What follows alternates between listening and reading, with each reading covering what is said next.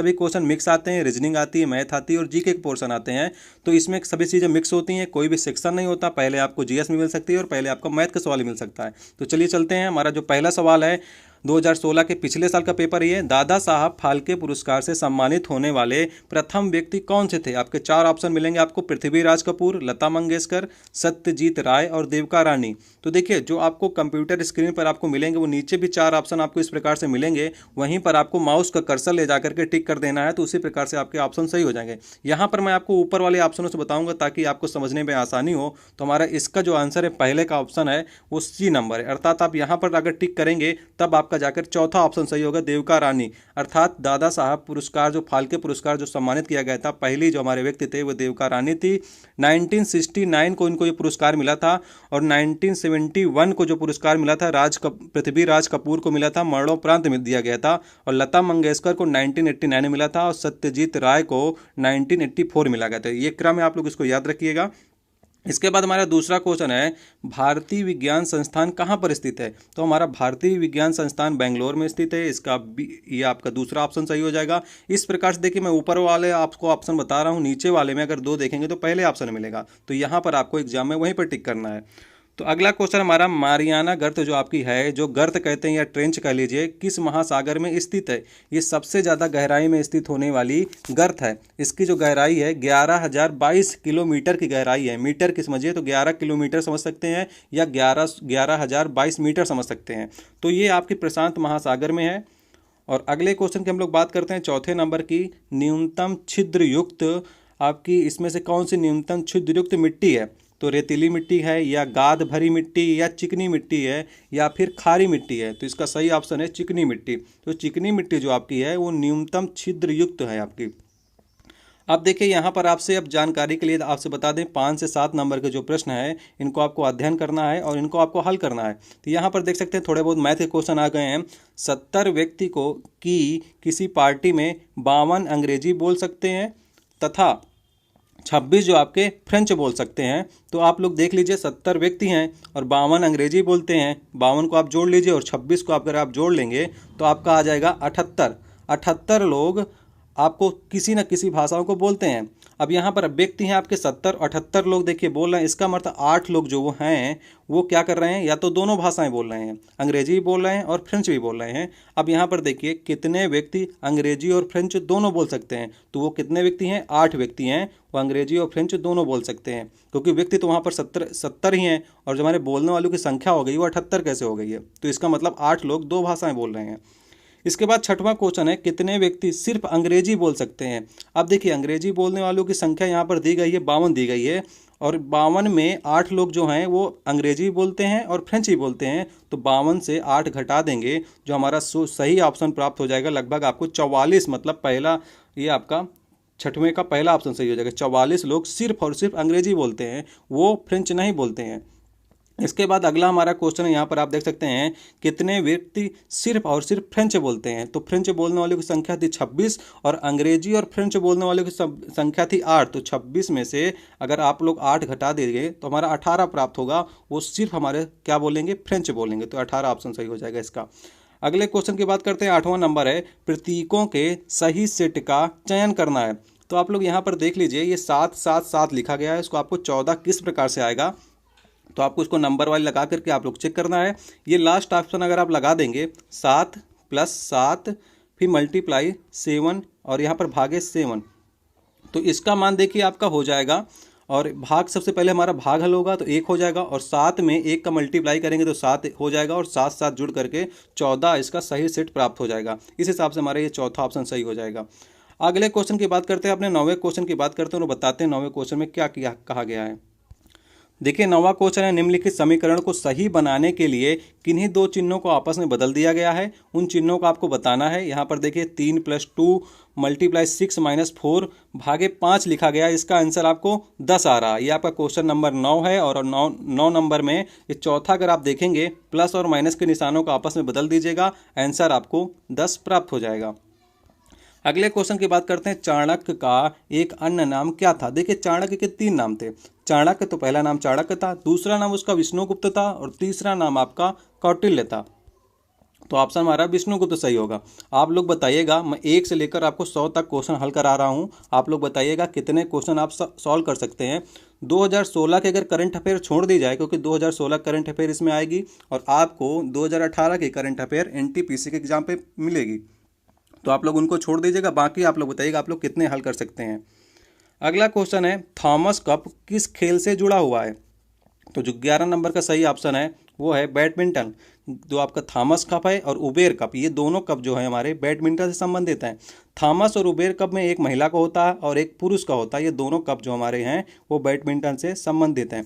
अगले क्वेश्चन की बात करते हैं, हमारा 12वां नंबर है, निम्नलिखित मुक्केबाजी के लिए द्रोणाचार्य पुरस्कार किसको मिला? देखिए, द्रोणाचार्य जो पुरस्कार मिलता है वो आपके गुरुओं को मिलता है, जो किसी किसी को सिखाते हैं उसके लिए मिलता है। तो गुरु चरण सिंह को मिला था उस समय, 2016 की बात कर रहा है। अब आपको 2018 की हर चीज़ आपको करंट अफेयर से पढ़नी पड़ेगी, तो इन सभी क्वेश्चनों को आप मत गिनिएगा, क्योंकि ये सभी क्वेश्चन आपको नहीं आएंगे, क्योंकि ये 2016 क्वेश्चन थे।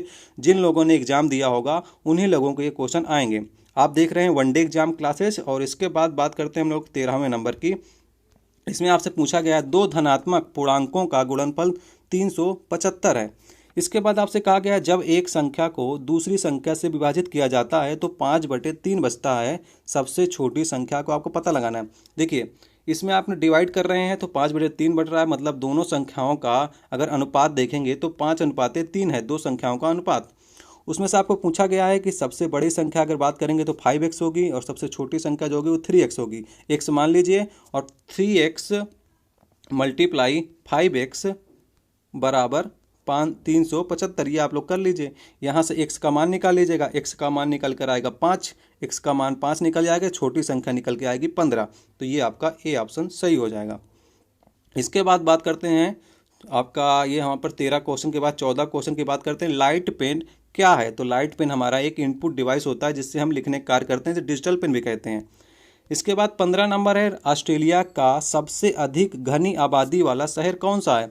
देखिए, ऑस्ट्रेलिया में कुछ ही शहर आपके प्रसिद्ध हैं और वो भी शहर आपके सारे ऑप्शन में दे रखे हैं, कैनबरा, सिडनी, मेलबर्न और पर्थ। तो हमारा 15 नंबर का सही ऑप्शन है सिडनी, ये आपका सही है। इसके बाद देखिए 16 नंबर में आपसे कुछ चीज़ें पूछी गई हैं, इसमें से आपको एकदम भिन्न को आपको चुनना है। 15/20, 48/7, 28 सॉरी 75/100। तो इनको आप क्या करिए, डिवाइड कर लीजिए। तो इसका आ जाएगा 3×5=15 होता है, सॉरी 5×3=15 और 5×4=20, 3/4 का अनुपात आएगा। इसका करेंगे तो बरचों का 48, बरा 5×60, मतलब 4/5 का अनुपात आएगा। इसको बात करेंगे तो 3/4 का अनुपात आएगा अगले का, और इसका भी 3/4। तो यहाँ पर आप देखेंगे तीनों का 3/4 आ रहा है, लेकिन ये 48/60 का 4/5 का अनुपात आ रहा है। तो यही हमारा सबसे भिन्न है। चलिए चलते हैं अगले क्वेश्चन की ओर हम लोग। देखिए, अगला क्वेश्चन है, 2 अंकों की दो संख्याओं का गुणनफल 2160 है, उनका लासा मतलब एलसीएम 180 है, तो संख्याएं आपको ज्ञात करना है। तो देखिए, इसमें क्या करना है आपको, सबसे पहले क्या कीजिए, देखिए एक फार्मूला होता है, पहली संख्या गुणे दूसरी संख्या बराबर लासा गुणते मासा। तो पहली और दूसरी संख्याओं गुणनफल दिया गया है 2160। अब एलसीएम भी आपको दिया गया 180, तो 100 मान लीजिए मासा को, तो मासा इससे निकाल लीजिए, मतलब महत्तम समापवर्त तक आप इसको निकाल लीजिए। तो इससे डिवाइड कर दीजिएगा 2160/180, जो इसका मासा प्राप्त होगा वो 12 प्राप्त होगा। अब 12 हो गया आपका मासा, और मासा मतलब होता है हर संख्या में मासा होता है, क्योंकि आप अगर मानेंगे, अगर संख्याओं को मानेंगे तो आपका पहली संख्या हमारी होगी 12A और दूसरी संख्या होगी 12B, क्योंकि आपका मासा जो होता है हर संख्या के अंदर होता है। और इसका जो हमारा आपका मल्टीप्लाई करने पर आएगा वो 2160 आएगा। यहाँ पर से ए बी का मान अगर निकल कर आएगा, ए बी का मान निकल कर आएगा 15, और ए बी का मान मतलब ए बी हमारी संख्याएं हैं, और 3 अगर एक संख्या होगी दूसरी होगी 5, 3×5=15, इन दोनों का मल्टीप्लाई करने पर ही 15 बनेगा, और एक और 15 बन सकता है। तो यही आपकी संख्याएं हो जाएंगी। अगर बात करेंगे हम लोग, एक आपकी संख्या 3 मान लीजिए, एक 5 मान लीजिए, तो एक संख्या 12 से आप मल्टीप्लाई करेंगे, क्योंकि 12 हर संख्या में मासा है तो हर संख्या में होगा। तो एक आपकी 36 हो जाएगी और एक आपकी 60 हो जाएगी। ये आपका बी ऑप्शन सही हो जाएगा, दूसरा ऑप्शन। अगले क्वेश्चन की बात करते हैं 18 नंबर की, यदि भागे का अर्थ माइनस हो, मल्टीप्लाई का अर्थ प्लस हो, और माइनस का अर्थ मल्टीप्लाई हो, और प्लस का अर्थ भागे हो, तो इसमें आपको हल करने के बाद बताना है इसका आंसर कितना होगा। ये साफ साफ लिखा गया है, इसको आप लोग पढ़ लीजिए। इसका जो कहा गया है, जैसे भाग को आप लोग माइनस मान लीजिए, इसका सही ऑप्शन आएगा 47, मतलब ए ऑप्शन इसका सही होगा। ये आपका उत्तर आएगा इसका। अगले की बात करते हैं, देखिए रीजनिंग क्वेश्चन है, रनिंग, जंपिंग, योगा और जॉगिंग ये आपको पहचानना है इसमें से भिन्न कौन सा है। देखिए रनिंग में भी हम लोग दौड़ते हैं, जंपिंग में भी हम लोग ऊपर नीचे जंप करते हैं और जॉगिंग में भी हम लोग दौड़ते ही हैं, समझिए। योगा एक बैठ कर किए जाने वाला आसन है और ज़्यादा इसमें भागना उठना नहीं होता है, तो योगा इसका सही ऑप्शन होगा, मतलब तीसरा हमारा योग सही होगा। इसके बाद 20 नंबर से आपसे बात करते हैं, एकदम भिन्न, मतलब है कि अलग आपको चुनना है। गाय, डायनासोर, शेर, सांप, बंदर में आपको अलग चुनना है। तो यहाँ पर देखिए डायनासोर हैं जो हमारे, वो विलुप्त हो गए हैं, बाकी चीज़ें अभी भी आपके सामने देखने को मिलती होंगी, तो ये आपका बी ऑप्शन सही होगा। अगले की बात करते हैं 21 नंबर की, 1 बिलियन भागे 1000 का क्या होगा। देखिए 1 बिलियन जो आपका बराबर होता है 1000 का होल क्यूब, मतलब कि आप इसके आगे 3 3 जीरो लगा लीजिए, इस प्रकार से 1 बिलियन हमारा ये होता है। या तो आप कर लीजिए 10 की घाते 9 कर लीजिए, तो ये बिल्कुल सही होगा। 1 बिलियन हमारा 10 की घाते 9 के बराबर होता है। और 1000 मतलब 10 की घाते 3 से आप भाग दे देंगे तो जो आपकी संख्या बचेगी वो 10 की पावर 6 बचेगी, अर्थात 10 लाख बचेगा आपका। ये सही ऑप्शन होगा चौथा। इसके बाद आपसे 22 नंबर में पूछा गया है कि यदि 10 पुरुष 8 दिन में एक नहर की खुदाई कर सकते हैं तो 15 पुरुष इस कार्य को कितने दिन में करेंगे। तो यहाँ पर देखिए 10 पुरुष 8 दिन में एक नहर खुदाई करते हैं, 10 × 8 कर लीजिए। और इसके बाद बात करते हैं 15 पुरुष कितने दिन में करेंगे, तो इसको 15 को 1 से मान लीजिए, तो 80/15, 80/15 का सही ऑप्शन आएगा 5.33। ये आपका चौथा ऑप्शन इसका सही होगा। तो आप देख रहे हैं वनडे एग्जाम क्लासेज। और इसके बाद बात करते हैं 23 नंबर की, और 198 और 78 का HCF मतलब कि महत्तम समापवर्तक ज्ञात करना है। तो इसको क्या करिए, डायरेक्ट आप लोग भाग करना शुरू कर दीजिए। 78 से 198 में आप लोग भाग करिए, और इस प्रकार से आप लोग मासापा निकालने की एक आपको भाग विधि से निकालते हैं, एक आप गुणनखंड विधि से भी निकाल सकते हैं। यहाँ पर 156 आता है इस प्रकार से, और फिर यहाँ पर 42 शेष बचता है। फिर आपको क्या करना है, फिर 178 में आपको भाग देना है। इस प्रकार से जब तक ये पूरा कट न जाता है तब तक इसको हम लोग भाग देखते रहते हैं, और लास्ट में 6 आएगा आपको इसका आंसर। आप इसको गुणनखंड विधि के द्वारा भी निकाल सकते हैं। 198 को आप लोग इस प्रकार से करके निकाल सकते हैं गुणनखंड विधि से, और उसके बाद जो कॉमन चीज़ें आएंगी वही आपका HCF होगा। यहाँ पर देखिए 24 से 26 नंबर में क्या पूछा गया है आपसे, कि एक आपसे संबंध का है, हमारा क्वेश्चन है ब्लड रिलेशन का है, सॉरी। इसमें क्या है, PA का पिता है जिसका बेटा S है, LK की माँ है और जो S की बहन भी है। तो आपको संबंध देखिए इस प्रकार से आप लोग बना लीजिए, ये काफ़ी सिंपल होता है। तो इसमें आप लोग को मैं आंसर बता देता हूँ। 24 का जो आंसर होगा, AK का पिता का क्या संबंध है, ये पिता का संबंध होगा इसमें। और बिल्कुल सिंपल सवाल है, कोई डरने की आवश्यकता नहीं, इसको आप लोग कर लीजिएगा। और ना आए तो बताइएगा, फिर से मैं अगले जो प्रैक्टिस सेट हल कराऊंगा, आप लोग जितने कहेंगे प्रैक्टिस सेट उतने आपको हल करा दिए जाएंगे। तो 24 के बाद बात करते हैं हम लोग 25वें क्वेश्चन की। तो देखिए 25वां क्वेश्चन भी उसी सवाल से संबंधित जो आपको ब्लड रिलेशन से है, सॉरी। तो A का L से क्या संबंध है, तो इसमें आपका क्या संबंध होगा, पति से संबंध होगा, तो ये पति लगेंगे उसके। इसके बाद एक सवाल और है, P का L से क्या संबंध है, P उसके ससुर लगेंगे, तो यहाँ पर ससुर सही हो जाएगा। अगले क्वेश्चन की हम लोग बात करते हैं 27 नंबर की। HID 1440 है और वाइड का क्या होगा। देखिए HID का अगर आप लोग इसका जो संख्या करेंगे तो H को होता है 8 नंबर लिखते हैं हम लोग, I को लिखते हैं 9 नंबर, 8 9। और आप अगर बात करेंगे D की बात करेंगे तो हम लोग D को लिखते हैं आपको 4 लिखते हैं, और E को लिखते हैं 5। तो इन सब का मल्टीप्लाई करेंगे तो 1440 आ जाएगा। इसका भी मल्टीप्लाई कर लीजिएगा, जो इसके नीचे की संख्या होती है उसके मल्टीप्लाई करने पर इसका सही ऑप्शन आएगा 4140, ये आपका सही ऑप्शन होगा। इसके बाद 28 नंबर की बात करते हैं। पारिस्थितिकी तंत्र की संकल्पना को किसने परिभाषित किया था, सॉरी, तो किसने परिभाषित किया था, आर्थर ट्रांसले ने किया था, आपका पहला ऑप्शन सही है। इसके बाद देखिए 29 नंबर में है, पौधे का कौन सा हिस्सा पानी और खनिज परिवहन को सक्षम करता है।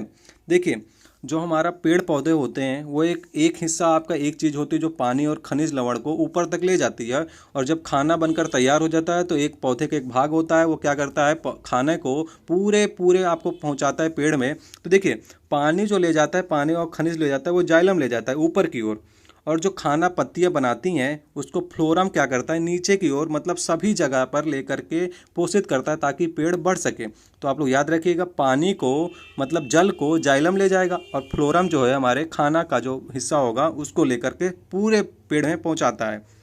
अगले क्वेश्चन की हम लोग बात करते हैं। यहाँ पर 32 से 32 नंबर की एक तालिका दी गई है। इसमें आपसे पूछा गया है कि एक प्राप्तांक दिया गया है आपको, वहाँ पर आपको कहा गया विद्यार्थियों की संख्या दी गई है। यहाँ पर आप लोग देख लीजिए, ये आपका है 10, 1 से 10 में 5 हैं, 11 से 20 हैं। प्राप्तांक देखिए प्राप्त कर रहे हैं 5 विद्यार्थी 1 से 10 प्राप्त कर रहे हैं, और 11 से 20 9 विद्यार्थी प्राप्त कर रहे हैं। तो और ये 91 ये आपका टोटल क्वेश्चन है। इसको मैं थोड़ा से छोटा करता हूँ तो आप लोग इसको पूरा देख सकते हैं। यहाँ पर आप लोग अब पूरा देख पा रहे होंगे। अब क्या करिएगा, इन सभी विद्यार्थियों की संख्या को आप लोग जोड़ लीजिए। इन सभी विद्यार्थियों की संख्या को अगर हम लोग जोड़ेंगे तो 120 निकल के आएगी। अब जैसा ये कहता जा रहा है हम लोग वैसा इसको करते जाएंगे। नीचे दिया गया है उन विद्यार्थियों का प्रतिशत क्या है जिन्होंने 41 से 70 के बीच अंक प्राप्त किए हैं। तो 30वां नंबर को जो सही ऑप्शन देखिए। अब 41 से 70 मतलब कि 41 ये है और 70 ये है। यहाँ तक ये तीनों हम लोग इनको जोड़ लेते हैं, 26, 18, 11 इनको जोड़ लीजिए, 55 आ जाएगा। 55 को क्या करना है, प्रतिशत पूछ रहा है तो 55 बटे और टोटल कितने विद्यार्थी 120, 55 बटे 120 मल्टीप्लाई 100 कर देंगे तो आपका इसमें सही ऑप्शन प्राप्त हो जाएगा। 45.83 इसका आंसर आ जाएगा। ये ऑप्शन आपका सही हो जाएगा। इसके बाद देखिए और आपसे कह रहा है कि 31 नंबर हमारा, कितने प्रतिशत विद्यार्थियों ने 80% से ज़्यादा अंक प्राप्त किए। 31 नंबर है, 80% से ज़्यादा मतलब कि 81 प्राप्त किया होगा और 91 मतलब 4 3 7, 7 बटे 120। ये आपके 7 बटे 120 स्टूडेंट हैं जिन्होंने 80 से ऊपर प्राप्त किए हैं, बटे 100 कर दीजिए। इसका जो आंसर आएगा 5.8% आ जाएगा। ये आपका ऑप्शन सही हो जाएगा। चलिए चलते हैं अगले क्वेश्चन की ओर और अगला क्वेश्चन आपको बताते हैं। यहाँ पर देखिए इससे ही संबंधित एक क्वेश्चन है और देखिए यदि उत्तीर्णता का प्रतिशत 41 है तो कितने प्रतिशत छात्र असफल हैं। अब देखते हैं उत्तीर्ण का जो हमारा प्रतिशत है वो 41 है। मान लीजिए कि 41 को कह दिया है कि 41 जो है वो उत्तीर्ण होने की है, मतलब 41 नंबर आपको लाने ही पड़ेंगे। तो ऊपर के जितने भी हमारे 4 स्टूडेंट हैं ये फेल हो जाएंगे। इनको जोड़ लेंगे, 5, 9, 16, 22 को जोड़ लेंगे, ये 52 स्टूडेंट फेल हो गए क्योंकि हमारा 41 नंबर रख दिया गया उत्तीर्ण होने के लिए। 120 में आपको इससे डिवाइड कर दीजिए, 52 स्टूडेंट फेल हो गए तो कितना % आपका सही ऑप्शन आ जाएगा। इसको चलिए बताते हैं आपको। यहाँ पर आपके ऑप्शन दिए गए हैं तो ये आपका 43 दशमलव कुछ आएगा, तो आपका बी ऑप्शन इसमें सही हो जाएगा। अब आपको चलते हैं 33 नंबर की ओर हम लोग। देखिए 33 नंबर में, प्रसिद्ध यात्री जहाज जो आपका टाइटैनिक था वो किस देश का था, जो डूब गया था, काफ़ी बड़ा जहाज़ था। इसके ऊपर एक पिक्चर ही बनी हुई है। तो कौन सा जहाज, कहाँ का जहाज़ था, वो ग्रेट ब्रिटेन का जहाज़ था। इसके बाद 34 नंबर आपका एक सवाल है। इसमें आपको देखिए 48 दिया गया है। 48 देखिए होता है 6 और 8 का मल्टीप्लाई 48 होता है। यहाँ पर देखिए 6 और 8 को आपको एक को मानना है, आपको यह निशान मानना है और दूसरे को मानना है डब्लू। इन दोनों को आप डिसाइड करना है आपको किसको ये मानना है और किसको दूसरा निशान मानना है। तो अगला यहाँ पर आपको दिख जाएगा कि अगला आपको कैसे मानना है। डी और ये देखिए यहाँ पर 6 8 48 होगा है तो इसमें क्या होगा, 6 चौको 24 होगा, मतलब 6 इसमें कॉमन है। आप देख सकते हैं 6 दोनों में कॉमन है। और कॉमन की बात करेंगे तो यहाँ पर आप देख सकते हैं हमारा त्रिभुज है, ये भी कॉमन है दोनों में। इसका अर्थ ये है कि त्रिभुज हमारा हो जाएगा 6। इसको आप लोग याद रखिएगा, त्रिभुज हमारा 6 हो जाएगा। और अगर बात करेंगे डब्लू की, डब्लू हमारा हो जाएगा 8 हो जाएगा। ये देखिए डब्लू हमारा 8 हो जाएगा और डी हमारा जो हो जाएगा वो हो जाएगा, और डी हमारा 4 हो जाएगा। अब डी हमारे यहाँ पर 4 हो गया तो इसका मान आ जाएगा 2। तो हमारा इसका मान अगर आ जाएगा, ये आपका 4 खाने वाले, इसका मान 2 आ जाएगा। अब जो चीज़ आपसे पूछी गई उसको आप लोग बता दीजिएगा।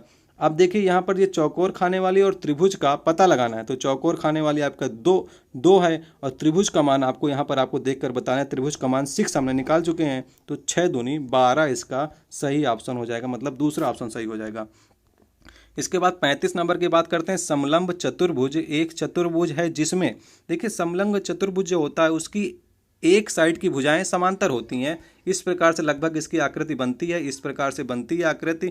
तो क्या होता है, देखिए इसमें क्या होता है कि एक साइड की जो हमारी ऊपर ये वाली दोनों भुजाएं समांतर होती हैं, जरूरी नहीं कि बराबर ही हों, और एक साइड की असमांतर भुजाएं होती हैं। तो यहाँ पर जो आपका सही ऑप्शन होगा, विपरीत भुजाओं की एक जोड़ी समांतर होती है। ये आपका चौथा ऑप्शन इसमें सही हो जाएगा। चलिए चलते हैं अगले क्वेश्चन की ओर। 36 नंबर में, अध्यापक का संबंध जिस प्रकार से छात्र से है उसी प्रकार नर्स का संबंध किससे होगा, रोगी से होगा। छात्र होंगे तो अध्यापक होगा, रोगी होगा तो नर्स होगी। इसके बाद देखिए उद्भव का सिद्धांत किसने दिया था, ये आपका 37 नंबर है। देखिए चार्ल्स डार्विन जो हमारे थे उन्होंने ही उद्भव का सिद्धांत दिया था। ओरिजिन ऑफ स्पीशीज, ये आपका इंग्लिश में कहते हैं। अगर आप उद्भव के सिद्धांत की बात करते हैं तो आपको हिंदी में भी दोनों चीज़ें आपको याद रखनी पड़ेंगी कि क्या कहते हैं उसको। तो डार्विन ने कहा था, आपका पहला ऑप्शन सही है। इसके बाद 38 नंबर की बात करते हैं। 38 नंबर में है, एक वस्तु को 3735 रुपये में बेचने पर एक दुकानदार को 10% की हानि होती है। वह इसे कितने रुपए में बेचे कि उसे 10% का लाभ हो। देखिए सबसे पहले देखिए 3735 रुपये में उसने बेचा है, तो 3735 में उसने बेचा और जिसमें उसको 10% की हानि होती है। तो एक्चुअल रेट पहले उसका निकाल लेते हैं कि 10% हानि के पहले उसका रेट क्या था, तो 100/90 ये आपका एक्चुअल रेट हो गया। अब उसको क्या करा, 10% को उसको आपको लाभ भी कराना है, तो 10% का आप उसको लाभ करा दीजिए 110/100।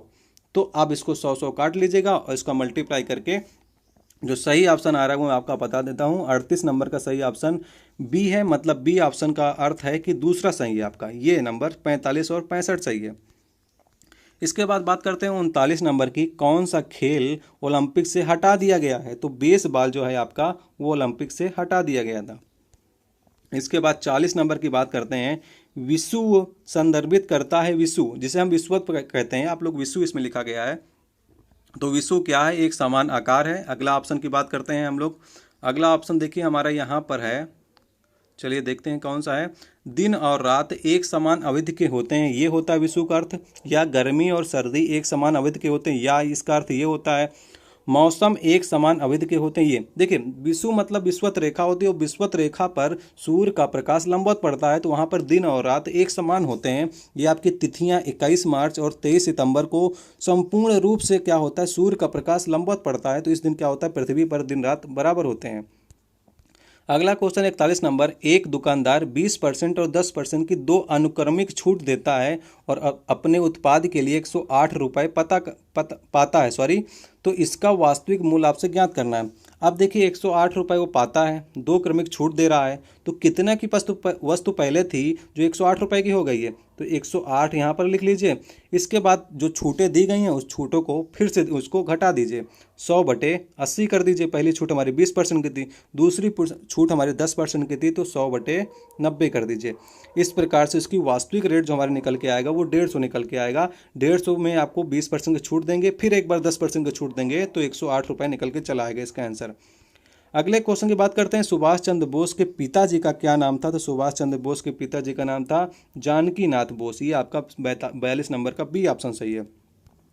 अगला क्वेश्चन हमारा 43 नंबर में। 43 नंबर में पूछा गया आपसे, किसी कुष्ठ भाषा में स्कूल को देखिए PFPUBBY लिखा जाता है, तो कॉलेज को क्या लिखा जाएगा।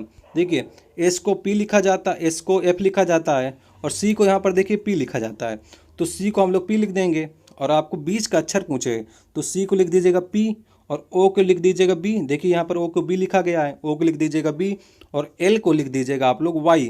तो बीच का अक्षर ही आपका Y होगा, क्योंकि एल आपका बीच का अक्षर है इसका। देखिए कॉलेज का बीच का अक्षर एल है और एल को हम क्या लिख रहे हैं, Y लिख रहे हैं, तो आपका Y इसमें सही ऑप्शन हो जाएगा। 44 नंबर की बात करते हैं, मत्स्य झुंड का संबंध मछली से उसी प्रकार से है जिस प्रकार से कॉलोनी का। देखिए मत्स्य क्या करते हैं, मतलब मछली क्या होती है, झुंड में रहती है, तो कॉलोनी में कौन रहता है, कॉलोनी में चींटियां रहती है। वैसे कॉलोनियों में तो मनुष्य भी रहता है, लेकिन यहाँ पर जानवरों की बात की गई है, तो यहाँ पर चींटी इसका सही ऑप्शन होगा।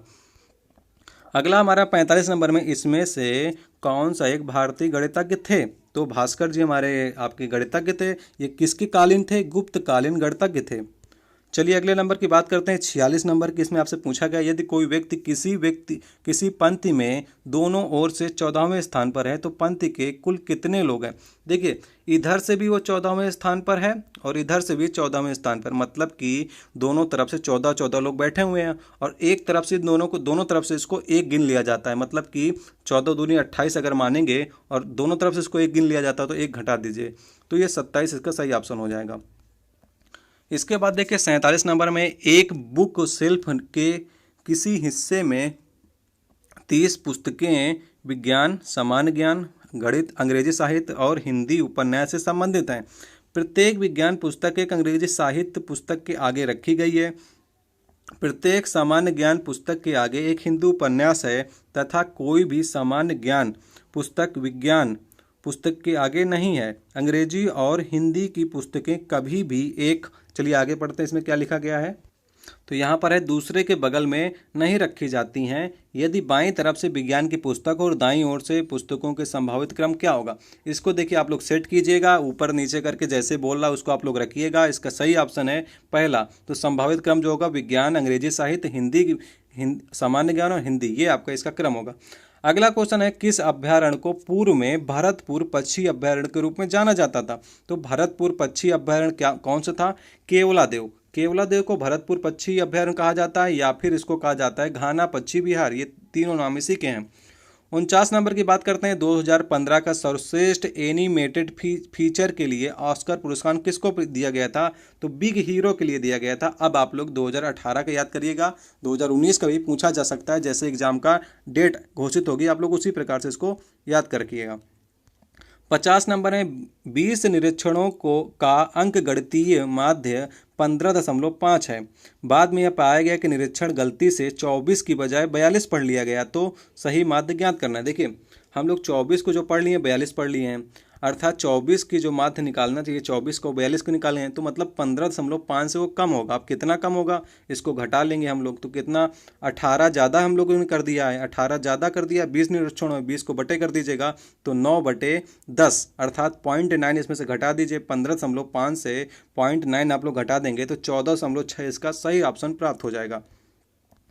51 नंबर में, एक मशीन के निर्माण की मूल्य को सामग्री, श्रम और अतिरिक्त खर्च के अनुपात में बांटा गया। देखिए, 5 अनुपात है आपका इसमें है सामग्री का, 3 अनुपात है आपका श्रम का, 1 अनुपात आपका अतिरिक्त खर्च का, ये अनुपात है।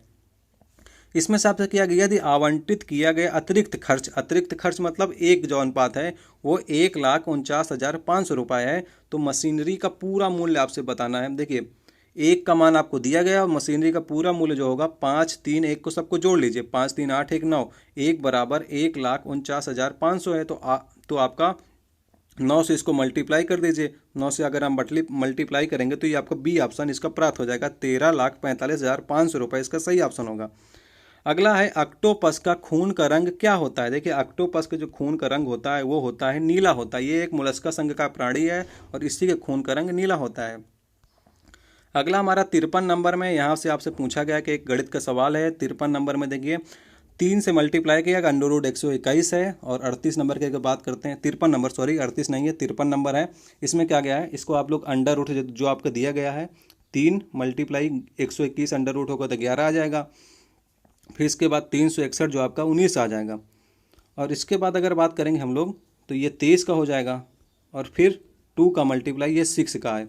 इस प्रकार से आप लोग मल्टीप्लाई करिए और इसका जो सही ऑप्शन प्राप्त होगा वो 2/5 सही होगा, मतलब कि चौथा ऑप्शन सही हो जाएगा इसका। चलिए चलते हैं 54 नंबर की ओर। 54 नंबर आपसे किया गया, साइन थीटा बराबर √3/2। √3/2 मतलब थीटा का मान होगा 60 अंश और टैन थीटा का मान आपसे पूछा गया है, तो टैन 60 मान होता है √3। ये आपका चौथा ऑप्शन सही हो जाएगा। इसके बाद दिया गया 55 नंबर, 5 किलो चीनी जिसका क्रय मूल्य 75 रुपये है और 10 किलो अन्य किस्म की चीनी है जिसका क्रय मूल्य 180 रुपये है, उनको आपस में मिश्रित किया जाता है और 300 रुपये में बेच दिया जाता है, तो लाभ बताना है। देखिए, 15 किलो चीनी को मिक्स करके इनका जो रेट है वो आएगा 75 को जोड़ लीजिए और 180 को जोड़ लीजिए। 75 और अगर आप लोग 180 को जोड़िए, यहाँ पर 180 लिखिए और यहाँ पर 75 लिखेंगे, तो लगभग 155 रुपये 100 तो आएगा आपका रेट जो आएगा 255 रुपये आएगा। इसका रेट 255 आएगा। 255 रुपये की चीज़ को हम लोग 300 में बेच रहे हैं, मतलब कि 45 रुपये का हमको लाभ हो रहा है 255 की चीज़ पर। 45 भागे 255 गुणे 100 कर दीजिएगा। इसका प्रतिशत जो निकल कर आएगा 55 अगर की बात करते हैं तो दूसरा ऑप्शन सही होगा, 17.65 ये आपका लाभ का प्रतिशत होगा। अगले की बात करते हैं, नोबल धातु आपसे पूछी गई है। तो यहाँ पर देखिए 4 ऑप्शन दिए गए हैं, आयरन दिया गया है, सिल्वर दिया गया है, ब्रोंज दिया गया है, एल्युमिनियम दिया गया है। अगर नोबल धातु की बात करेंगे, जो अक्रिय गैसें होती हैं उन्हीं को हम लोग नोबल गैस कहते हैं, तो इसमें कोई भी ऑप्शन उसको सही नहीं लग रहा, क्योंकि नोबल गैसों की अगर बात करेंगे तो हीलियम आती है, नियान आती है, आर्गन आती है, क्रिप्टान आती है, जिनान आती है और रेडान आती है। ये सभी गैसें ही नोबल गैस में आती हैं और इसमें से कोई भी नाम नहीं दिया गया है नोबल गैस का, तो ये क्वेश्चन मुझको गलत लगता है। और अगले क्वेश्चन की बात करते हैं, आप लोग इसमें बताइएगा अगर आपको कोई सही लग रहा है तो बताइएगा जरूर 56 नंबर का। वैसे इसका ऑप्शन सारे गलत दिए गए हैं मुझे लगता है। तो 57 नंबर की बात करते हैं। 57 नंबर आपसे पूछा गया है कि इस श्रृंखला में जो प्रश्नवाचक चिन्ह है वहाँ पर क्या आएगा। देखिए, 26 से लेकर के 29 में जो अंतर आया वो 3 का आया है। इसके बाद 29 से लेकर के जो 33 में अंतर आया वो 4 का आया है और 33 से लेकर के 38 में अंतर आया 5 का। तो यहाँ पर देखते हैं 3, 4, 5, तो यहाँ पर 6 का अंतर आएगा, मतलब 44 यहाँ पर होना चाहिए। आप देख रहे हैं वनडे एग्जाम क्लासेज। और इसके बाद बात करते हैं 58 नंबर की। ब्रह्म समाज के संस्थापक कौन थे? तो ब्रह्म समाज के संस्थापक कौन थे? राजा राम मोहन राय जी थे। इन्होंने क्या किया था, 1828 में आपकी ब्रह्म समाज की स्थापना की थी। ये एक धर्म सुधार आंदोलन था। ये आपका पहला ऑप्शन सही हो जाएगा। इसके बाद अगले क्वेश्चन की बात करते हैं 59 नंबर पे। पृथ्वी पर जल चक्र को शक्ति प्रदान कौन करता है? देखिए, तो जल चक्र को कौन प्रदान करेगा? सूर्य ही प्रदान करेगा। इसके बाद 60 नंबर की बात करते हैं। यदि एक संख्या के 2/3 का 1/4 100 है तो वह संख्या ज्ञात करनी है। तो सीधे से संख्या मान लीजिए x का 2/3 का फिर 1/4 बराबर 100। तो यहाँ से x का मान आपको निकल कर आपके पास आ जाएगा। कितना आ जाएगा? 600 आ जाएगा। तो सही ऑप्शन इसका 600 होगा। अगले की बात करते हैं 61 नंबर है। y ज्ञात करना है आपसे, और y यहाँ पर दिया गया है। ये एक समीकरण दिया गया है, इसको क्या करिए, इधर मल्टीप्लाई करिए, इधर मल्टीप्लाई करिए एलसीएम लेकर के, और y के 2 मान आपसे प्राप्त होंगे। 8y बराबर 34 प्राप्त होगा। और अगर आप बात करेंगे इसमें से क्या आपका सही ऑप्शन होगा, तो इसको बताते हैं चलिए आपको। तो देखिए 8y बराबर 34 प्राप्त हो गया है। तो y बराबर आएगा 34/8, मतलब 17/4, अर्थात 4.25। इसका सही ऑप्शन हो जाएगा। अगला क्वेश्चन है, पेन का संबंध जिस प्रकार से पेन का संबंध लेखक से, उसी प्रकार सुई का संबंध हमारा दर्जी से होगा। पेन का उपयोग से लेखक करते हैं तो सुई का उपयोग आप लोग दर्जी करेगा। यहाँ तक 62 क्वेश्चन हो जाए। चलिए चलते हैं हम लोग 63 क्वेश्चन की ओर। देखिए 63 क्वेश्चन में ए और बी के वेतन का योग है 25,000 रुपये। वे अपने वेतन का 75% खर्च करते हैं। उनकी बचत का अनुपात 14:11 है। तो उनका जो वेतन उनको पता लगाना है। देखिए आपका बचत का अनुपात 14:11 दिया गया है, और वेतन का अनुपात भी अगर आप देखेंगे तो 14:11 के अनुपात में होगा। तो वेतन आपको निकालने के लिए कह रहा है, तो सीधे सीधे क्या करिए आप लोग, उसमें क्या करिए, अगर ए का वेतन निकालना है तो 14/14 + 11, 14 + 11 25 हो जाएगा। और इसके बाद मल्टीप्लाई 25,000 से कर देंगे तो ये ए का वेतन आ जाएगा। ए का वेतन कितना निकल कर आएगा? 14,000 निकल कर आएगा। और बी के वेतन की अगर बात करेंगे तो 11,000 निकल कर आएगा। तो 14 और 11 का अनुपात, अगर ये आपका बी ऑप्शन सही होगा। इसके बाद 64 नंबर की बात करते हैं। एक उस मूलधन का पता लगाइए जो साधारण ब्याज की 8% वार्षिक दर से 9 महीने में 1,000 रुपये हो जाता है। आप देखिए 8% वार्षिक ब्याज की दर से 9 महीने में 1,000 रुपये हो जाता है। मतलब कि आप लोग 1,000 में से पी मतलब मूलधन घटा दीजिए, फिर एक बार मूलधन का फार्मूला लगा दीजिए। पी 8 वार्षिक दर और 9 महीने मतलब 9/12, और 100 आपका मल्टीप्लाई कर दीजिए। इससे क्या करिए, पी का मान निकाल लीजिए। पी का मान निकाल कर आएगा 943.40, 943.40। ये आपका सही ऑप्शन हो जाएगा।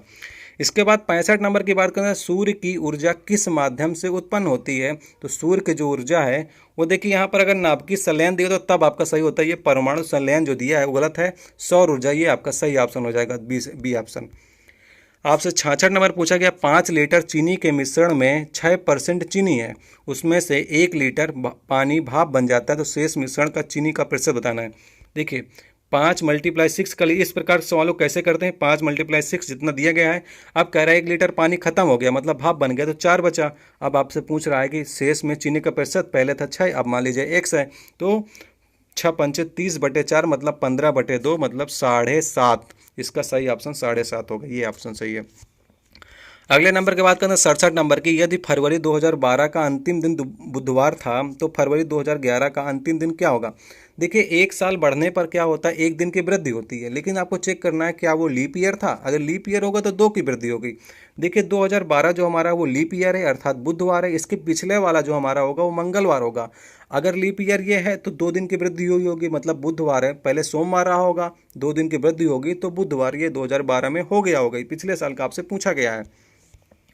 68 नंबर की बात करते हैं, मानव शरीर में सबसे छोटी हड्डी कौन सी है? ये मानव शरीर की सबसे छोटी हड्डी कहाँ की होती है? आप सभी लोगों को मालूम है, कान की हड्डी जो होती है, स्टेपीज जो होती है, वो सबसे छोटी हड्डी होती है। 69 नंबर की बात करते हैं, 15 आदमी एक कार्य को 10 दिनों में कर सकते हैं, तो यदि कार्य समाप्त करने के लिए 10 और आदमी लगा दिए जाएं तो कार्य समाप्त होने में कितना समय लगेगा? अगर 69 नंबर की बात करते हैं, देखिए 15 आदमी किसी कार्य को 15 × 10 कर देते हैं।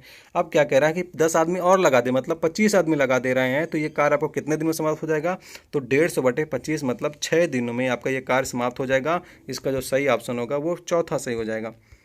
इसके बाद 70 नंबर की बात करते हैं। पीछे की ओर उड़ने वाला एकमात्र पक्षी कौन सा है? वह देखिए दुनिया का सबसे छोटा पक्षी भी है और वो सबसे पीछे उड़ने वाला पक्षी भी है। तो इसका सही ऑप्शन हार्मिंग बर्ड है, जो आपका पीछे की भी ओर उड़ता है। चलिए चलते हैं 71 नंबर की ओर, देखते हैं कि 71 नंबर में क्या कहा गया है। देखिए 71 नंबर में है, इनमें से कौन सा रासायनिक परिवर्तन का एक उदाहरण है? तो रासायनिक परिवर्तन का देखो उदाहरण है निष्क्रियकरण है। देखिए हम आपको लगातार तैयारी कराने का प्रयास करेंगे। आप लोग कमेंट बॉक्स में कहिएगा, जितने साल के आप लोग पेपर कहेंगे हम उतने साल के पेपर आपको हल करा दिए जाएंगे, ताकि आपकी एनटीपीसी की जो तैयारी है अच्छा खासा इसका देखिए वेतन होता है। स्टेशन मास्टर आपका गार्ड के जो पद होते हैं काफ़ी अच्छा वेतन होता है, तो इसके लिए हम आपको बढ़िया तैयारी कराएंगे। ग्रुप डी का आप लोग दे चुके होंगे एक बार एग्जाम, तो उसका लेवल आपको मालूम होगा। और एनटीपीसी का अभी तक आप लोगों ने नहीं दिया होगा, 2016 वाले सिर्फ दिया होगा, 2019 में जो होने जा रहा है इसको काफ़ी कम लोग दिए होंगे, तो इसकी तैयारी हम कराते हैं आप लोगों को। और ग्रुप डी का भी आप कहेंगे उसकी भी हम लोग तैयारी कराएंगे। 72 नंबर में एक रहने वाले फ्लैट की कीमत में प्रत्येक वर्ष 15% की वृद्धि हो जाती है। यदि वर्तमान मूल्य आपका देखिए इसमें कितने जीरो हैं, तो इस इतना है, तो 2 वर्ष में उसकी कीमत कितनी हो जाएगी? देखिए हर साल जो वृद्धि हो रही है 72 नंबर की बात करते हैं, वो तो कितने की हो रही है? 15 की। आप देखिए 6 की पावर देख लेते हैं, 3 3 6 है, इसको इस प्रकार से लिख लीजिए 6 की पावर 6, इतना उसकी वर्तमान मूल्य है। अब क्या कर रहा है, हर वर्ष उसका 15,000 कीमत हो जा रही है, तो अब इतनी हो गई है, तो इसका क्या करिए घटा, इसका बढ़ा लीजिए 115/100। अब देखिए दो वर्षों में 115/100, इसको अब देखिए 2 वर्षों बाद इसकी कीमत कितनी हो जाएगी, इसका आप लोग हल कर लीजिएगा। जो सही ऑप्शन इसका प्राप्त होगा वो 79 वाला जो ऑप्शन है, मतलब कि ये चौथा ऑप्शन इसका सही हो जाएगा। जीवन की मूलभूत इकाई क्या है? जीवन की मूलभूत इकाई कोशिका ही हमारी जीवन की मूलभूत इकाई है। 74 नंबर की बात करते हैं, ए की पावर -2 -1 भागे ए स्क्वायर -1। तो इसको देखिए ए की पावर जो -2 है उसको लिख लीजिए 1/a स्क्वायर -1, ये आपका। इसके बाद इसका भाग कर दीजिए ए स्क्वायर -1 से, इसका एलसीएम ले लीजिए, तो आपका इस प्रकार से आ जाएगा। तो a1 - a स्क्वायर आ जाएगा, और इसके बाद ए स्क्वायर और नीचे आ जाएगा ए स्क्वायर -1। अब देखिए ये आपका एक कोष्टक में आएगा a+a और एक कोष्टक में आएगा a-a, जो नीचे से कट जाएगा। या तो फिर क्या करिए, इन दोनों को काट दीजिए, यहाँ पर सिर्फ माइनस का चिन्ह आ जाएगा, ये कट जाएगा, ये इसमें माइनस चिन्ह उल्टा है, तो आपको ऊपर बचेगा -1, -1/a स्क्वायर आपका ऑप्शन हो जाएगा। ये आपका तीसरा ऑप्शन सही हो जाएगा। 75 नंबर की बात करते हैं, कथन और निष्कर्ष आपसे पूछा गया है। नीचे दिए गए कथन को आपको पढ़ना है, फिर उसके बाद जो निष्कर्ष निकल रहा है उसी को आपको देखना है। दुनिया के किसी भी देश ने आत्मनिर्भरता हासिल नहीं की है, मशीनीकरण बिल्कुल नाकाम रहा है। तो देखिए इसका जो निष्कर्ष निकल रहा है, आत्मनिर्भर बनना असंभव है, ये तो कथन कह नहीं रहा है। मानवीय श्रम मशीनों की तुलना में अधिक उत्पादक है। देखिए हमको कथन ही जो देखना है, कथन जो हमारा कह रहा है उसी को हमको चलना है, तो ऐसा चीज़ें कथन में नहीं कही गई हैं, अर्थात इसका जो ऑप्शन होगा कोई अनुसरण नहीं करता, ये आपका तीसरा ऑप्शन होगा। चलिए अगले नंबर की 76 नंबर की बात करते हैं। कौन सी नदी पश्चिमी घाट से निकलती है? पश्चिमी घाट से कौन सी नदी निकलती है? कृष्णा नदी जो हमारी है वो पश्चिमी घाट से बहते हुई आपके पूर्व की ओर जाकर के बंगाल की खाड़ी में गिर जाती है। 77 नंबर में है, एक 90 मीटर लंबी रेलगाड़ी 15 मीटर पर सेकंड की चाल से 15 सेकंड में एक पुल को पार करती है, और पुल की लंबाई आपको ज्ञात करनी है। तो मान लीजिए सवाल में आपसे पूछा गया है, तो आपको ट्रेन की जो दूरी निकाल लीजिए, 15 × 15, तो क्या हो जाएगी, जो ट्रेन दूरी तय करेगी 225 करेगी। अब क्या करिए आप लोग, इसमें आपसे पूछा गया है कि पुल की लंबाई आपसे ज्ञात करनी है, तो पुल की लंबाई ज्ञात करने के लिए 225 मीटर तो आपकी क्या हो जाएगी, ट्रेन जो दूरी तय करती वो हो जाएगी ट्रेन की लंबाई हो जाएगी, और पुल की लंबाई क्या होगी, ट्रेन देखिए ट्रेन 90 है और पुल जो की लंबाई है 225 है, तो 200 घटा दीजिए, 135 मीटर का जो होगा आपका पुल हो जाएगा। तो 135 मीटर जो आपका तो वो लंबाई हो जाएगी। तो इसको आप लोग देखिएगा, जो मैं बता रहा हूँ उसमें ये है कि जो हमारी जो ट्रेन दूरी तय कर रही है 225 कर रही है, मतलब पुल की लंबाई और ट्रेन की लंबाई दोनों को जोड़ करके 225 हो गई है। अब ट्रेन की लंबाई हमसे दी गई है, तो हम लोग पुल की लंबाई जो है हम लोग निकाल लेंगे यहाँ पर से, तो सही ऑप्शन इसमें से आपको प्राप्त हो जाएगा। तो आपका सही ऑप्शन है 135 नंबर, ये वाला बी ऑप्शन। इसमें से विषम चुनना है आपको। 78 नंबर की बात करते हैं हम लोग, 78 में आपका जो विषम है वो आपका डी ऑप्शन, मतलब कि चौथा ही आपका विषम है, BMIA विषम है, भिन्न है। एक परीक्षा में 25 सवाल हैं, प्रत्येक सही जवाब पर 4 अंक दिए जाते हैं और प्रत्येक गलत जवाब के लिए 2 अंक काट लिए जाते हैं। यदि सीमा ने 70 अंक प्राप्त किए हैं तो उसके कितने सवाल सही हैं?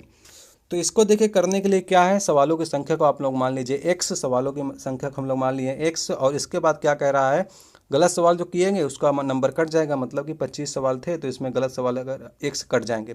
ये हमारी गलत सवालों की संख्या। अब जैसे जैसे प्रश्न कह रहा है वैसा वैसा हम लोग कर देंगे। यहाँ पर आपसे पूछा गया है कि यदि यदि प्रत्येक सवाल जो आपके लिए 2 अंक काट लिए जाते हैं तो क्या करना है आपको सीमा को अंक 70 प्राप्त हुए हैं तो x × 4 कर दीजिए, और इसके बाद 2 अंक काट लिए जाते हैं तो 25 - x ये हो जाएगा और बराबर हो जाएगा 70 के। यहाँ से x का मान निकाल लीजिएगा, x का मान निकल कर आएगा 20, मतलब सही सवालों की संख्या जो निकल कर आएगी वो 20 आएगी। इसको आप लोग आराम से कीजिएगा, सिंपल सवाल होते हैं, हल हो जाते हैं। और 80 नंबर की बात करते हैं। नीचे कथन में जो आपको फिर से देखिए कथन और निष्कर्ष दिया गया है, इसको आप लोग पहचानना है। यहाँ पर दिया गया है युवा बहुत महत्वाकांक्षी हैं, बहुत सारे युवा पीढ़ी मतलब बहुत सारे बुरे लोग युवा पीढ़ी को बिगाड़ रहे हैं। अब ये कथन कह रहा है। निष्कर्ष देखिए हमारा क्या कह रहा है। देखिए आप लोग वनडे एग्जाम क्लासेस देख रहे हैं और युवाओं को नहीं पता कि किस पर विश्वास किया जाए। कुछ युवा बुरे प्रभाव की वजह से अपने लक्ष्य से भटक जाते हैं। ये देखिए कथन से निकल रहा है, लास्ट वाले कथन से, बहुत सारे बुरे लोग युवा पीढ़ी को बिगाड़ रहे हैं। और ये दूसरा ऑप्शन भी इसी प्रकार से है, कुछ युवा बुरे प्रभाव की वजह से अपने लक्ष्य से भटक जाते हैं। केवल यही निष्कर्ष निकल रहा है, अर्थात दूसरा ही अनुसरण कर रहा है, बाकी अनुसरण नहीं कर रहे हैं। अगला क्वेश्चन 81, दुनिया में बोली जाने वाली दूसरी सबसे बड़ी भाषा कौन सी है। देखिए अब आपको मैं क्रम बताता हूँ, सबसे ज़्यादा भाषा कौन सी सबसे ज़्यादा भाषा बोली जाती है मंदारिन। मंदारिन है चीन की भाषा है, जिसे बोलते हैं 1 अरब 19 लाख लोग बोलते हैं। स्पेनिश है हमारे दूसरे नंबर पर, मतलब स्पेनिश हमारे दूसरे नंबर पर लोग, मतलब 44 करोड़ 40 लाख लोग स्पेनिश बोलते हैं। और तीसरे नंबर पर हमारे अंग्रेजी आती है, थर्ड नंबर पर। इसको कितने लोग बोलते हैं, 33 करोड़ 50 लाख लोग बोलते हैं। हिंदी हमारी चौथे नंबर पर आती है, तो दूसरे नंबर पर कौन होगी, हमारी स्पेनिश ही। आपका सही ऑप्शन दूसरे नंबर पर है। 82 नंबर की बात करते हैं और अब बताते हैं आपको इसका क्या ऑप्शन है। इसमें देखिए आपसे पूछा गया है, कथनों को आपको पढ़ना है। सभी आम मीठे हैं, कुछ सेब मीठे हैं, सभी गोलाकार फल मीठे हैं, जीनी एक मीठा फल खाती है। देखिए इसको आपको इस प्रकार से गोला बना करके आप लोग कर लीजिएगा। इसका जो सही ऑप्शन मैं आपको 82 नंबर के, देखिए ऑप्शन आप लोग देख लीजिए 82 नंबर में क्या क्या ऑप्शन दिए गए हैं।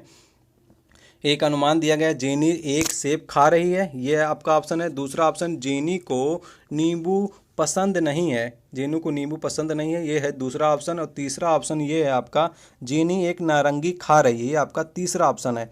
अगले मतलब हमारा जो ऑप्शन है वो है जेनी आम खा रही है, ये है। तो ये आपका जो चौथा ऑप्शन है यही सबसे ज़्यादा सही है, जेनी आम खा रही है, इसकी संभावना सबसे ज़्यादा है, मतलब कि 82 नंबर का डी ऑप्शन सही है। अगले नंबर है कंप्यूटर के संदर्भ में लैन का क्या अर्थ है। देखिए लैन का होता है लोकल एरिया नेटवर्क, और वाइड मतलब एक होता है लैन, एक होता है वैन, मतलब वाइड एरिया नेटवर्क। ये दो आपको मालूम होने चाहिए।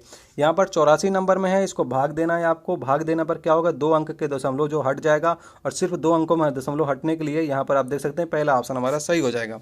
सबसे बड़ा स्तनपायी कौन सा है। देखिए सबसे बड़ा स्तनपायी की बात करेंगे तो देखिए ब्लू व्हेल है। अगर ब्लू व्हेल ऑप्शन में नहीं होता तो अफ्रीकन हाथी आपका सही हो जाता है इसमें।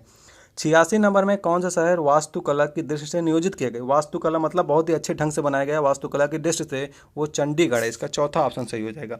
2015 का मिस यूनिवर्स पेटेंट किसने जीता था। तो ये पिया नाम की जो आपकी थी 2015 में जीता था। इसको आपको याद करना है, 2018 और 19 की आप लोग याद रखिएगा। ये पुराना 2016 का पेपर हम लोग हल कर रहे हैं तो उसमें 2015 का ही मिलेगा।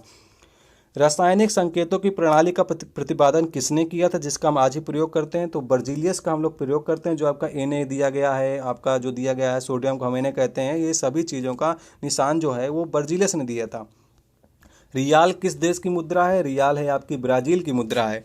अगले क्वेश्चन की बात करते हैं 90 नंबर की। भारत में के वर्तमान मुख्य न्यायाधीश कौन है। देखिए उस समय थे आपके तीरथ सिंह ठाकुर थे, और इस समय आपके जो हैं आपके कौन है इस समय, रंजन गोगोई जो हैं। तो आपको इसको याद रखना है। चलिए चलते हैं 91 नंबर की ओर हम लोग। देखिए 91 नंबर है। अंकिता 40 मीटर लंबाई और 30 मीटर चौड़ाई के एक आयताकार खेत के कोने पर खड़ी है। यदि अंकिता केवल विकर्ण के साथ दौड़ती है तो उसके प्रारंभिक बिंदु पर वापस आ जाती तो उसने कुल कितनी दूरी तय की। देखिए ये एक चौड़ाई आपकी आयत बना लीजिए, 40 मीटर, ये 30 मीटर है। एक कोने पर खड़ी है, वो विकर्ण की ओर चलती है, तो ये विकर्ण जो होगा 40 30, तो विकर्ण निकाल लीजिएगा 50 आ जाएगा। पाइथागोरस प्रमेय निकाल कर विकर्ण 50 आ जाएगा। यहाँ से वहाँ जाती है और फिर कहता है प्रारंभिक बिंदु में आती है, मतलब फिर पीछे को लौट जाती है, मतलब 50 50 मतलब 100 चली है। यहाँ पर 100 ऑप्शन सही हो जाएगा इसका। ONGC का जो मुख्यालय है उसका पूछा गया है। ONGC है आपका देहरादून में इसका मुख्यालय है। इसके बाद देखिए आपसे 93 नंबर क्वेश्चन पूछा गया, जीसस को EZNPN लिखा जाता है तो जैक को क्या लिखा जाएगा? देखिए जे को लिखा जाता है ई और ए को लिखा जाएगा, यहाँ पर देखिए जो अर्थ है इसका देख लीजिएगा आप लोग। देखिए जे में क्या किया गया है, जे में 5 कम कर दिया गया है तो ई प्राप्त हो गया है। अब इसके बाद ई में भी 5 कम कर दिया गया है तो जेड प्राप्त हो गया है। एस में 5 घटा दिया गया है तो एन प्राप्त हो गया है। इसी प्रकार आपको क्या करना है, जैक को में जी को घटा दीजिएगा तो ई प्राप्त हो जाएगा। ए में 5 घटा दीजिएगा पीछे की ओर मतलब 5 आएंगे तो वी आपको प्राप्त हो जाएगा। ये ऑप्शन देखे जाने की संभावना काफ़ी ज़्यादा, ये बी ऑप्शन सही होगा। सी में 5 घटा दीजिएगा तो एक्स प्राप्त हो जाएगा आपको। एक आपसे कूट दिया गया है, पोर्ट को 2491 लिखा जाता है तो आपसे देखिए इसमें MUC मतलब 6538 लिखा जाता है इसको। तो कंप्यूटर क्या, दोनों की संख्याएं दी गई हैं, कंप्यूटर में इन दोनों की संख्याएं मिल जाएंगी। सी को देखिए क्या लिखा गया, सी को 3 लिखा गया तो 3 मिल जाएगा। ओ को देखिए क्या लिखा गया, 4 लिखा गया तो 4 मिल जाएगा। तो मतलब 3 4 6 2 5 1 8 9, तो ये ऑप्शन आपका सही हो जाएगा। 3 4 6 2 5 1 8 9 ये सही ऑप्शन हो जाएगा। इनकी संख्याएं देखिए इन दोनों में मिल जाएंगी आपको, इन दोनों में। 95 नंबर है, यदि आपका जो नंबर दिया गया है 3 6 7 x 11 15 19 20 और 25 ये, तो उनमें देखिए आरोही क्रम में दी गई हैं, उनका जो माध्यिका है वो 13 है। अगर आप ऑप्शन को देखकर समझ पा रहे हैं तो ये बहुत अच्छा बात है। देखिए ये और आरोही क्रम मतलब छोटे से बड़े क्रम में दिया गया है। अब देखिए यहाँ पर 7 के बाद 7 से बड़ा आएगा और 11 से छोटा आएगा या फिर 11 के बराबर आ सकता है। ऑप्शन में देखेंगे 11 से छोटा 12 है, और अगर आप देखेंगे और एक आपका 13 मिलेगा 14, ये दोनों गलत हो चुके हैं। 11 और 12 ही हो सकते हैं। 12 भी देखिए 11 से बड़ा हो गया है मतलब कि 11 ही आ सकता है, इसका पहला ऑप्शन सही हो जाएगा। यहाँ पर अगर आप बात करेंगे डायरेक्ट ऑप्शन से पकड़िए क्योंकि आरोही क्रम छोटे से बड़े की ओर दिया गया है। आप इसको विद द्वारा भी हल कर सकते हैं, जो माध्यिका का फार्मूला होता है सबको जोड़ करके जो होता है उससे भी निकाल सकते हैं। अगले क्वेश्चन 96 नंबर की बात करते हैं। Cosec theta multiply tan theta भागे कॉस थीटा का मान निकालना है। सीधा सीधा है, 1/sin थीटा इसको लिख लीजिए, 1/sin थीटा। इसके बाद इसको लिख लीजिए टेन थीटा को sin थीटा बटे कॉस थीटा लिख लीजिए, और इसको लिख लीजिए 1/cos थीटा। जैसे जैसे कट रहा है तो काट दीजिए, अगर नहीं कट रहा है देखिए ये कट जाएगा, 1/cosic स्क्वायर आ जाएगा, 1/cosic स्क्वायर का मान आ जाएगा। तो उसका मान दिया ही नहीं है, डायरेक्ट आपको ऑप्शन दे दिया गया है।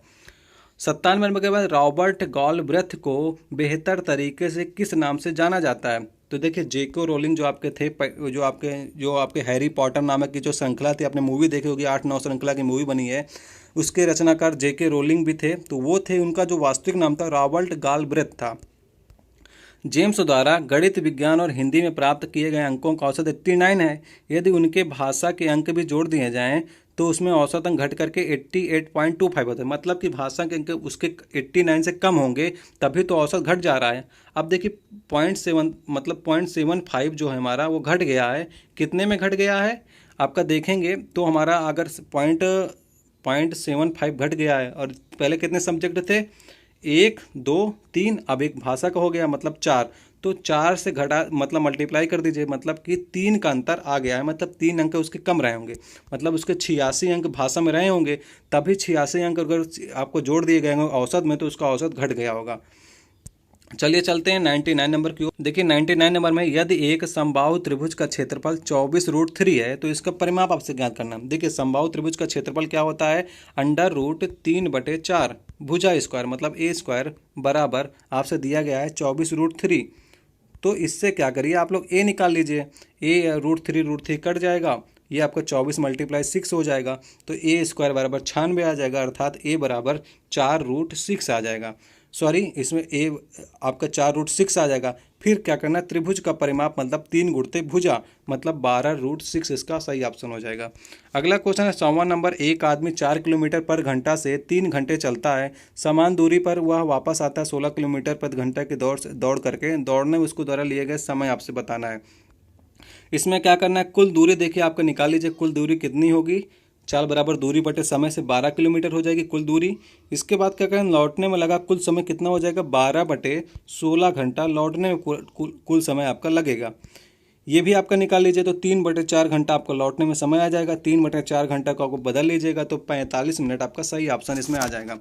तो यहाँ तक देखिए हमारे 100 क्वेश्चन कंप्लीट हो जाता है। हमने प्रयास किया है कि आपको ज़्यादा से ज़्यादा समझाने का प्रयास किया गया। मैथ देखिए आपको लगानी ही पड़ेगी। हम क्या करते हैं, आपको थोड़ी सी दिशा बताते हैं और आपको मैथ जो है पेन और पेपर वहाँ पर मिलेगा, आपको वहाँ पर लगानी है। हम आपको क्या करते हैं, जीएस के क्वेश्चन थोड़े आपको अच्छे से हल कराते हैं और मैथ के क्वेश्चन में क्या होता है कि आपको ओरल हल कराने का प्रयास करते हैं। वैसे मेरा प्रयास होता है कि थोड़ा बहुत भी आपको बता देता हूँ मैथ के क्वेश्चन, तो आप लोग घर में इसको आराम से लगा सकते हैं। तो यहाँ तक हमारे देखिए एक से लेकर 100 तक कंप्लीट हो गए हैं। आप लोग बताइएगा इसका दूसरा पार्ट, मतलब कि लगातार मैं आपको पिछले सालों को पेपर देना चाह रहा हूँ, तो जितने आप लोग कमेंट आएंगे उतने आपको पिछले सालों को पेपर प्राप्त हो जाएंगे।